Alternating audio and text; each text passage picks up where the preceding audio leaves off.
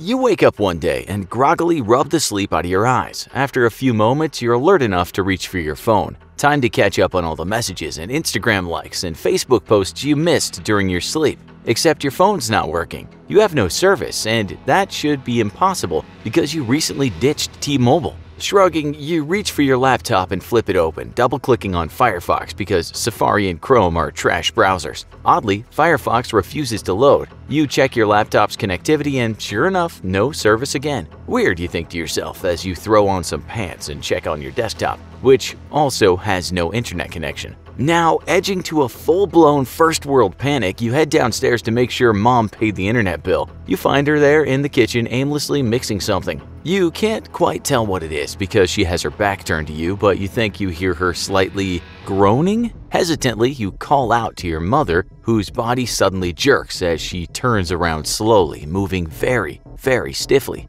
As she turns to face you, you're horrified to see her dead eyes staring at you, and with a growl of brains, she leaps for you. You make a run for it, rushing outside and fleeing for your life, but the neighbors spot you and take off running after you too. In seconds, you're being chased by a mob of zombified relatives and neighbors, and they're almost upon you when you turn the corner and suddenly hear, "Get down!" Instinctively, you duck down, and in front of you, a military patrol in Humvees opens up 50 caliber machine guns, chewing the zombies to pieces. Overhead, you hear the roar of jets as 500-pound bombs are being dropped all over your former suburban neighborhood. Welcome to the zombie apocalypse. The previous scenario has been a staple of science fiction for decades, and stories of zombie apocalypses have thrilled and terrified generations of humanity. Yet for the United States military, the zombie apocalypse is no laughing matter, and they have a plan to stop it dead in its tracks. Pun fully intended. Contingency Plan 8888. The United States military regularly creates think tanks whose jobs are to envision future conflict or disaster scenarios, and then draw up military and civil responses to address these threats. Throughout the years, American war planners have created plans for everything, from nuclear war with the Soviet Union to an enemy invasion of the US mainland to responding to a massive asteroid or comet strike on planet Earth. Incredibly, the US military also has several contingency plans to combat an alien invasion, and that's no joke. These plans are highly secretive, as are the other contingency plans, and present military options to combat a variety of different alien invasion scenarios, at least to the best as our limited technology allows. Yet one of these contingency plans is unclassified and has been public knowledge for years. That's Contingency Plan 8888. Originally, Conplan 8888 was developed as a teaching tool for American military planners. It was meant to be a fun exercise that introduced new war planners to the complexities of developing realistic response plans to a variety of contingencies. Because of the threat of war plans being made public, the instructors behind the original Conplan 8888 exercises wanted to use a completely fictional scenario, rather than using realistic scenarios with real nations that could be misconstrued in the public eye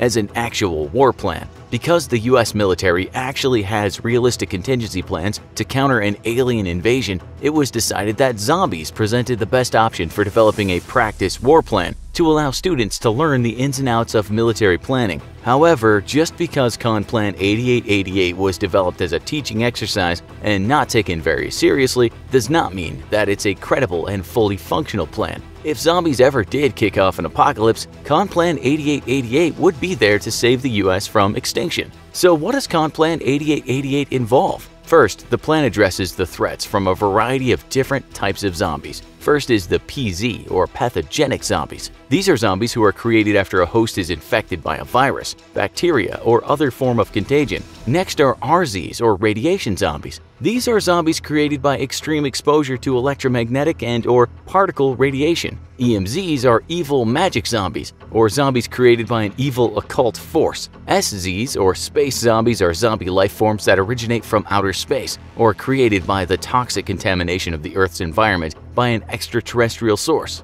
WZs, or weaponized zombies, are zombies that have been developed in a lab somewhere to be used as a military weapon, perhaps deployed by a foreign adversary. SIZs are symbiont-induced zombies, or zombies who are created by the introduction of a symbiont life form into a healthy host. The symbiont keeps the host alive, but acting as its personal puppet. VZs, or vegetarian zombies, are zombies who do not feed on flesh, human or otherwise, but rather who feed on plant life, such as zombies from the Plants vs. Zombies series of video games. These zombies pose just as great a threat to humanity due to their appetite for vegetation, which can cause massive deforestation and the destruction of food crops. Lastly, the plan addressed the threat posed by CZs, or chicken zombies, which are the only type of zombie that actually exist. These zombies are produced when chickens are improperly euthanized with carbon monoxide and left in a pile of bodies, only for the still living chicken to crawl its way out of the pile and walk around until organ failure kills it. Next, the plan moves on to discuss the effect of environment on both zombies and surviving human population. It notes that pathogenic zombies will be vulnerable to ultraviolet light thanks to the UV light's ability to impair the function of RNA, which comprises most viral life forms. Thanks to this sensitivity, pathogenic zombies are not expected to be active during noon or in bright sunny conditions, and will likely be active at night. Evil magic zombies, space zombies, vegetarian zombies, and weaponized zombies are believed to be immune to any extreme meteorological phenomenon except for fires, floods, tornadoes, or tsunamis. For human survivors, the plan stresses the need for rainwater conservation, seeing as most public services will no longer be working. Also, groundwater or stream and river water is not recommended for drinking, as it will be unknown if it will be a vector for zombie infection. Humans who don't shelter in place in locations that protect from direct effect of air currents also run the risk of zombie infection if pathogen or zombification source is airborne. From here, the plan moves on to 5 phases of a response to a zombie outbreak. Upon news of the dead rising from their graves, or evil wizards creating zombie hordes, the US military will initiate Phase 0 of Conplan 8888. The phase is also called Shape the Environment and will focus on giving US warfighters as great warning time and strategic advantage against the zombie hordes as possible. Military and civil agencies will monitor disease vectors for possible zombification, identifying any ways that infection can spread and taking precautionary measures. With constant monitoring, the US military will be ready once the outbreak reaches critical levels or is unleashed in full inside North America. All military forces will engage in renewed hazmat training as well as nuclear, biological, and chemical warfare training, already a routine part of US military training. Phase 1, Deterrence, will begin upon receipt of a warn order or a warning order by US Strategic Command. In a normal war plan, this phase of planning involves displays of military power so that foreign adversaries are deterred from hostile action. Because zombies cannot be reasoned with or intimidated, however, other forces which could further spread a zombie plague or aid in a zombie apocalypse, such as terrorist groups, adversary nations, and unethical bioresearch companies, are targeted instead. Phase 1 will see the US military initiate large-scale training meant to show any would-be human collaborators that the US military can still operate within a toxic and contaminated environment, hopefully deterring evil bioresearch companies or terrorists from aiding the zombie apocalypse. Phase 2, Seize the Initiative, will begin upon receipt of an alert order by US Strategic Command. This will immediately initiate a complete recall of all military and reserve personnel and the immediate implementation of all continuity of operations plans, or co-op plans as they're known, are meant to ensure that no matter what happens, all of the major military commands are able to continue functioning as well as the civilian government. The plan will deploy all ground, naval, and airborne command and control nodes, with preparations to remain deployed for at minimum 35 days. This will ensure that the US military remains in control of its forces no matter what happens next. US Strategic Command will reach out to potential adversary nations, such as Russia and China, and inform them of preparation for counter-zombie operations, conducting confidence-building measures to ensure these nations don't believe the mobilization is using the zombie threat as a cover for military action against their own countries. The US Air Force's Global Strike Command, in conjunction with assets from other services, will immediately generate forces for strike missions against zombie horde concentrations, not just here in the US, but abroad. The rest of the US military will immediately begin fortifying civilian defense zones and enforcing quarantines where applicable. Phase 3, Dominance, will initiate a massive American military response against the zombie threat. Combat operations must be swift and completely eradicate zombie concentrations, as even a lone survivor can reignite a zombie outbreak. Cities and other major population centers may need to be indefinitely blockaded by military forces while the civilians are relocated to more remote areas. Phase 4. Stabilization will begin no earlier than at least 40 days after the initiation of Phase 3 operations. U.S. military forces will begin initiating local reconnaissance operations in order to determine the strength of surviving zombie forces. They'll also locate isolated pockets of survivors and shepherd them to secure areas, as well as survey the status of basic civil services such as power, water, sewage, and lines of communication.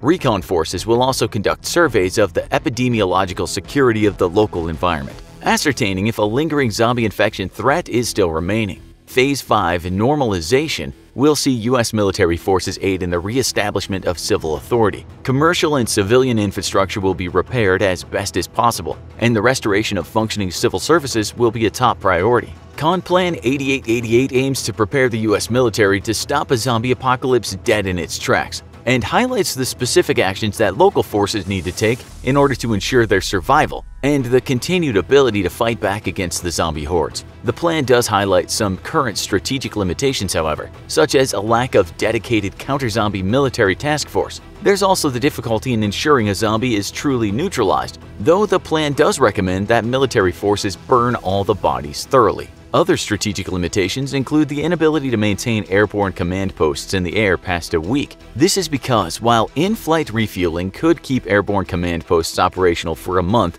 or perhaps even more if needed, the airfields that support the tankers, which would fuel these aircraft, would likely be overrun by zombies very quickly. There are also serious defensive deficiencies for many of the nation's ground-based command and control nodes, as few command and control nodes within the United States are hardened facilities capable of withstanding a relentless horde of zombies. Conplan 8888 recommends that facilities maintain a stockpile of lumber and train their personnel how to weld, so they can better secure their facilities against outside intrusion. Lastly, the plan warns that there is little useful scientific data to be used by the U.S. military to counter a zombie threat, and war planners may need to turn to popular media for inspiration on destroying the walking dead. There's also a dire warning within Conplan 8888 that of all the different types of zombies that the U.S. military may have to face, evil magic zombies may prove to be the most difficult to defeat, as they're animated by evil magic. The plan suggests the recruitment of the Chaplain Corps to combat this threat. Do you think any plan could really stop a zombie apocalypse? What type of zombie would you be most afraid of? Let us know in the comments, and as always, if you enjoyed this video, don't forget to like, share, and subscribe for more great content before the zombies eat all our brains.